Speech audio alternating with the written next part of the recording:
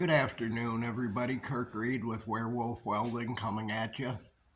First of all, I'd like to apologize for not being on here sooner.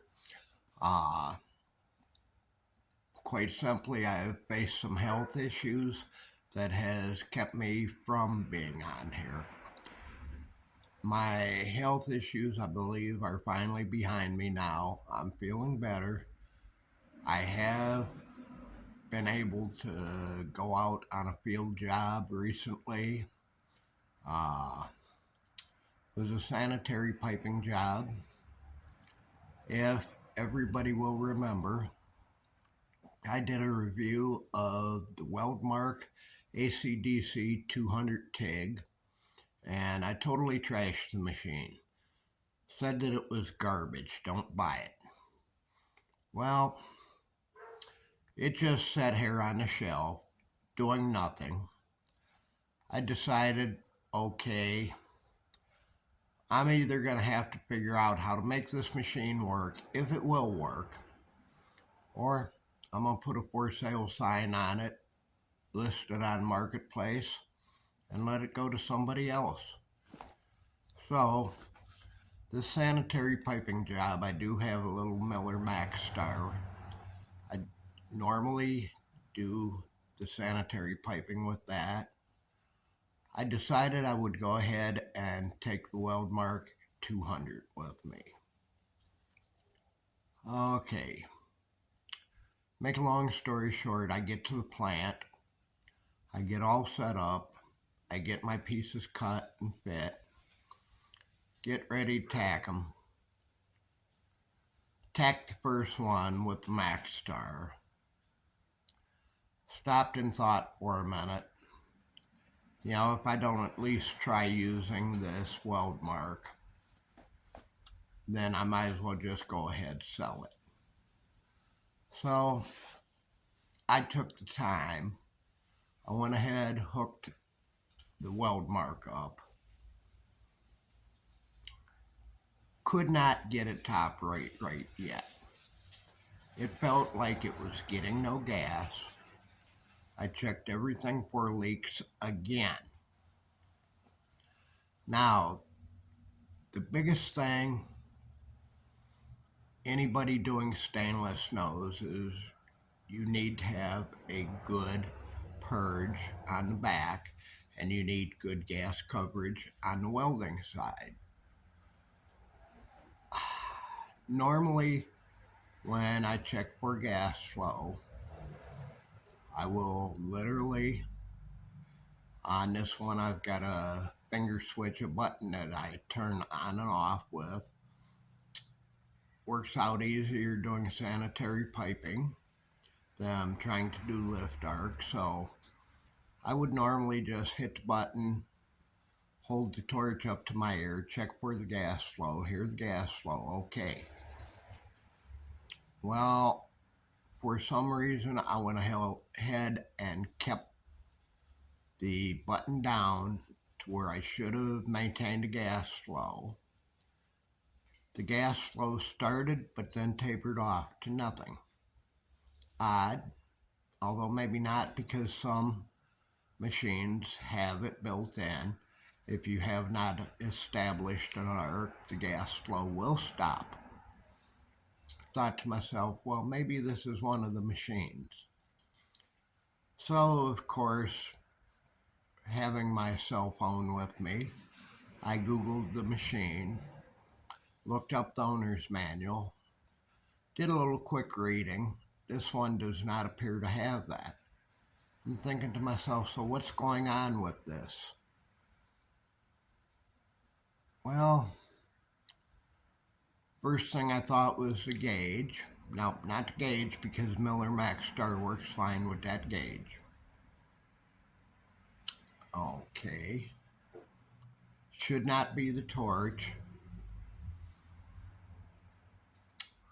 What else could it be?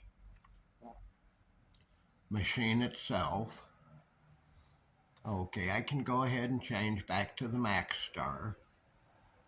I know that's tried and true. Welded probably 1,000 joints with it since I've had it. Never let me down at all.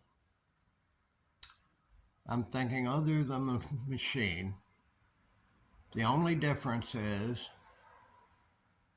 each one has its own line.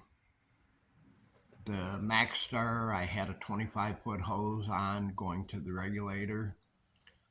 When I undid the Max Star, I used the 10-foot hose that the WeldMark came with. Well, I went ahead and I pulled the hose loose from the back of the WeldMark, turned the regulator on, turned the bottle on and the regulator up. I got gas flowing out of the end of the hose, of course, but only for a few seconds. Then the gas would taper off and there would be nothing coming out. So I went and pulled the hose loose from the regulator. Regulator never faltered. Regulator fed gas as long as I had the valve open. So I walked over to the maintenance shop with the gas line in hand. We tried to blow through the gas line with 120 psi of compressed air. We literally could get nothing to come through the gas hose. Never seen it before in my life, but nothing would flow through that gas line. So we turned the hose around, tried blowing in it from the opposite direction. Got just a little bit of air through it, and then it shut off again. Very, very odd. Thinking, okay, is this the problem? So I thanked the maintenance man that allowed me to use the compressed air. I walked back over to my Max Star.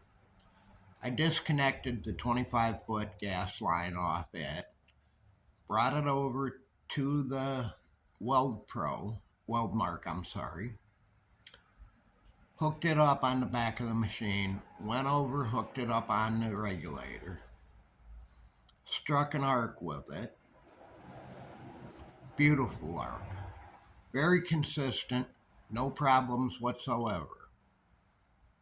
I'm thinking, never seen this before in my life, a gas hose operate like this, but this machine is doing what it was advertised to do. Make a long story short, I went ahead, I did the 12 joints that I needed to do. 100% sanitary welding, all on stainless, zero filler rod, zero arc stumbles. Machine performed flawlessly. Now, can I blame that gas hose being bad on the machine? No, I can't. Can I blame that gas hose being bad on the factory that made it? Hell yes. Garbage. Quite frankly, I think that machine, if others got out like that with that gas hose, are going to be thoroughly pissed off about it. Would I buy this machine again now that I've got it sorted out? The machine does have a place. I truthfully, above all the machines I have, I prefer my 325 prime weld. Wonderful, heavy duty TIG. I've got the 225 also. Not a bad machine. Not as good as the 325. For the third place machine, which I just run those off 120, because when you go in these factories, 120 is pretty much the only thing you're going to get. It's a toss-up between the Max Star and the Weld Pro. I might like the Weld Pro a little bit better. WeldMark a little bit better, simply because it does have a little higher output than the Max Star. Now, Next time I go out to do another sanitary job, I probably won't bother taking the Miller. I will probably just take the WeldMark.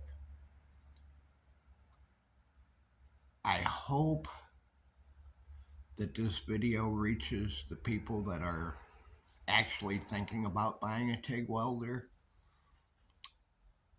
I will again say, if I'm going to buy a TIG welder for specifically in the shop, I'm going to buy a prime weld. Okay. And by the ones I have here, that's kind of proven out. If I'm going to buy one to take in and out of these factories, well, you know, the 225X of prime weld will do a very nice job, but it is heavier. That little WeldMark 200 is a very light machine, runs very good on 120,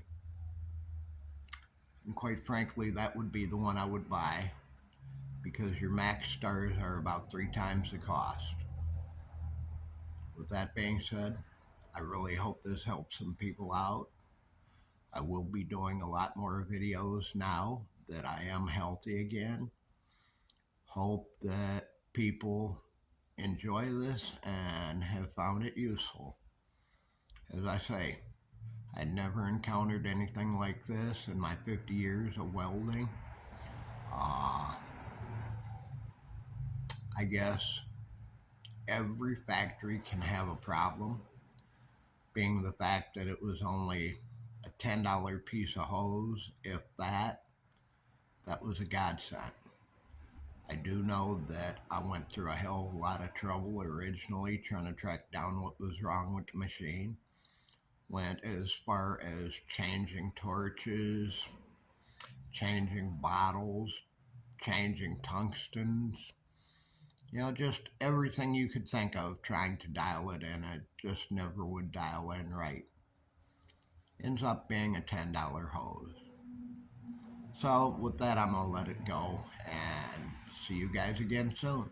Thanks. Bye.